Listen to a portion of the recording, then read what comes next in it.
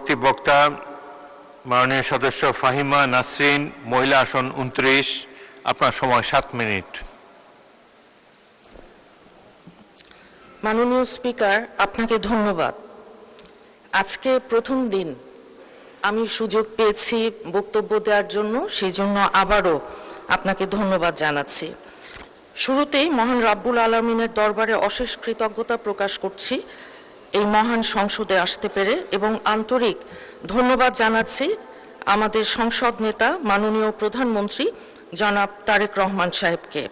স্থায়ী কমিটির প্রত্যেক সম্মানিত সদস্যকেও আন্তরিক ধন্যবাদ জানাচ্ছি এবং বিনম্র শ্রদ্ধার সাথে স্মরণ করছি মহান স্বাধীনতার ঘোষক শহীদ রাষ্ট্রপতি জিয়াউর রহমান সাহেবকে এবং আপসহীন দেশনেত্রী মাদার অফ ডেমোক্রেসি মরহুমা বেগম খালেদা জিয়াকে। বাজেট সংসদের অধিবেশন কেবল একটি আর্থিক হিসাব নিকাশের আনুষ্ঠানিকতা নয়, এটি দেশের সামষ্টিক অর্থনীতি, রাজনীতি এবং জনজীবনের নীতি নির্ধারণের সবচাইতে গুরুত্বপূর্ণ একটি অংশ।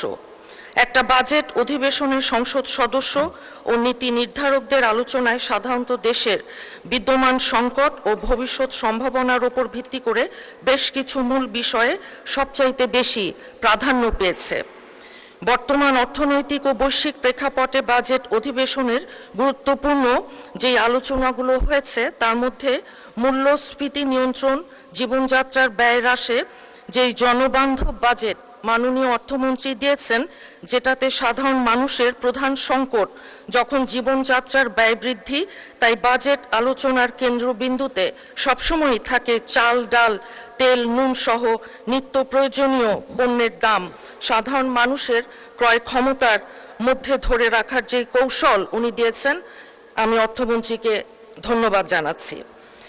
ওএমএস, ফ্যামিলি কার্ড, সামাজিক নিরাপত্তা বেষ্টনীর আওতা বাড়িয়ে দরিদ্র নিম্নবিত্তদের সুরক্ষা দেওয়া হয়েছে এই বাজেটে। সরকারের আয়ের মূল উৎস আমরা জানি কর ও শুল্ক। সাধারণ পণ্যের উপর ভ্যাট বা পরোক্ষ কর বৃদ্ধির ফলে সাধারণ মানুষের উপর কোনো রকম চাপ বাড়ায়নি এই সরকার। ব্যবসা বান্ধব কর, স্থানীয় শিল্পকে সুরক্ষা দিতে আমদানি শুল্কের সমন্বয় করেছে। আমরা ডলার সংকট, রিজার্ভ, বৈদেশিক ঋণ, দুর্নীতি এগুলোর কথা গত ফ্যাসিস্ট আমল থেকেই শুনে আসছি। সামষ্টিক অর্থনীতির স্থিতিশীলতার জন্য এই খাতটি অত্যন্ত সংবেদনশীল। ঋণের শর্ত পূরণ করতে গিয়ে আন্তর্জাতিক সংস্থার কোনো জনগণের ওপর অতিরিক্ত কর বা ভর্তুকি চাপিয়ে দেয়নি মাননীয় অর্থমন্ত্রী। আমরা শিক্ষা, স্বাস্থ্য, মানব সম্পদ উন্নয়নে দীর্ঘ মেয়াদী টেকসই উন্নয়নের জন্য যেমন বরাদ্দ দেখেছি, সেই রকম জিডিপির তুলনায় শিক্ষা স্বাস্থ্য খাতে আন্তর্জাতিক মানদণ্ড অনুযায়ী পর্যাপ্ত বরাদ্দ দেওয়া হয়েছে। চিকিৎসা সেবার মান উন্নয়ন, বিশেষ করে প্রান্তিক পর্যায়ে স্বাস্থ্য সেবা নিশ্চিত করবার কথা বলা হয়েছে। বেকারত্ব দূরীকরণে কর্মমুখী শিক্ষা ও তরুণদের ফ্রিল্যান্সিং বা স্টার্ট আপের জন্য বিশেষ তহবিলও রাখা হয়েছে। নিরবচ্ছিন্ন বিদ্যুৎ ও গ্যাস সরবরাহ নিশ্চিত করার বাজেট পরিকল্পনায় নেওয়া হয়েছে এবং সেই একই সাথে সবচাইতে গুরুত্বপূর্ণ যেটা সুশাসন, অপচয় রোধ ও দুর্নীতি নিয়ন্ত্রণ, এটাকেও অ্যাড্রেস করা হয়েছে।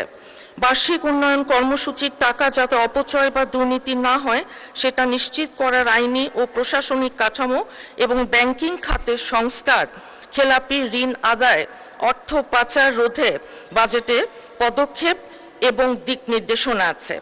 বাজেট অধিবেশনের মূল লক্ষ্যই হলো সরকার যে কর আদায়ের এবং ব্যয়ের পরিকল্পনা করেছে তা জনকল্যাণমুখী এবং বাস্তবায়নযোগ্য কিনা সেটার চুলচেরা বিশ্লেষণের মাধ্যমে নিশ্চিত করা।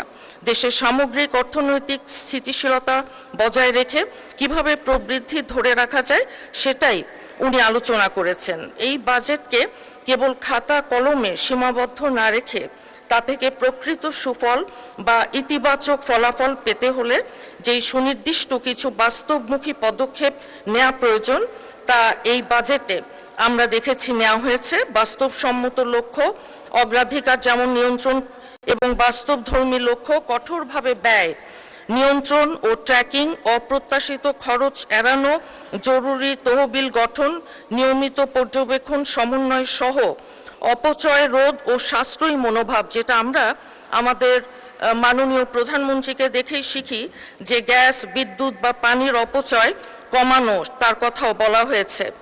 একটি রাষ্ট্রের যে 3টি অঙ্গ, তার মধ্যে একটি হচ্ছে বিচার বিভাগ। আমি বিচার বিভাগ আইন অঙ্গনের মানুষ।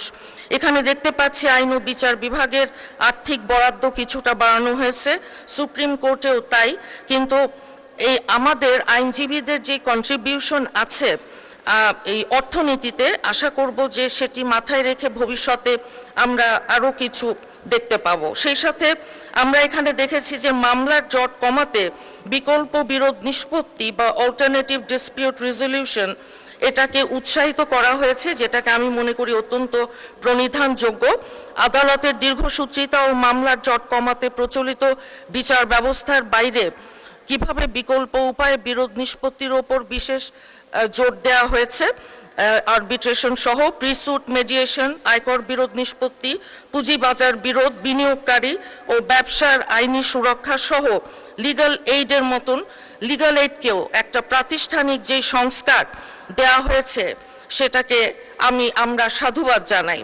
বাংলাদেশের বিচার ব্যবস্থার অন্যতম বড় দুটি চ্যালেঞ্জ হলো মামলার দীর্ঘসূত্রিতা এবং আদালত থেকে রায়, আদেশ বা নথির সার্টিফাইড কপি পেতে দীর্ঘ সময় ও ভোগান্তি। এই কারণে ই জুডিশিয়ারি বা ডিজিটাল বিচার ব্যবস্থা এই দুটি সমস্যার মূলে আঘাত করে একটি যুগান্তকারী পরিবর্তন আনতে পারে।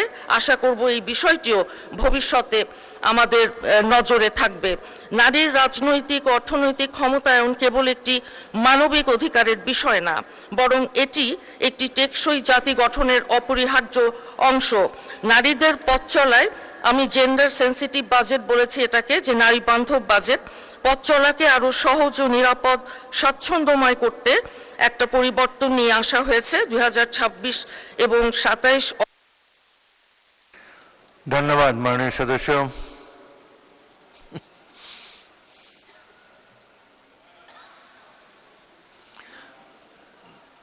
ধন্যবাদ। আর অনেক বলেছেন তো, 1 মিনিটে শেষ করেন।